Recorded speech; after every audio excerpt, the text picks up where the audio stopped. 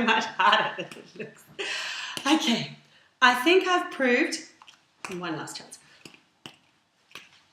No, I think I have proved that I am no good at juggling. Hardly surprising, I could barely catch until I was 10 years old. But how do you juggle it all is one of the questions I get answered most.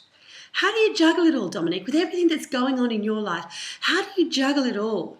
Well, the clear and straight answer to that is I don't. I don't try to juggle it all. And as you can see from this morning's little demonstration, that's probably for the best. The key to feeling good about your life is not feeling that you're letting people down or letting yourself down. And yet as soon as you start to juggle and try to do too much and try to keep too many balls in the air at once, that's exactly this emotional state that you get to.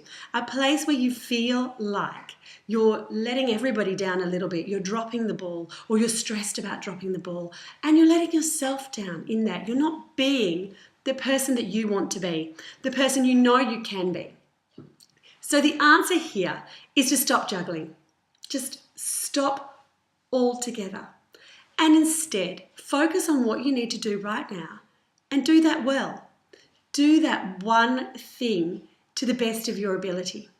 Now, whether that one thing is writing a report for work, giving a presentation, being in a meeting, or whether that one thing is having breakfast with your children, taking them to the park, working on a jigsaw puzzle. Whether that one thing is eating dinner with your partner or friends or family, making a phone call or sending a message. Focus on doing that one thing and do that to the best of your abilities. So for me, this plays out by instead of trying to juggle all the roles that I play, I work out what role I'm playing right now, whether that's host of DBTV or whether that's any of the other roles that I play. And I aim to do that one role to the best of my ability and not think or focus about everything else. Now, the next thing I want you to think about as you go on your juggling detox is to realize that you don't need to be perfect. You don't have to be a perfect person. You don't have to be brilliant at everything.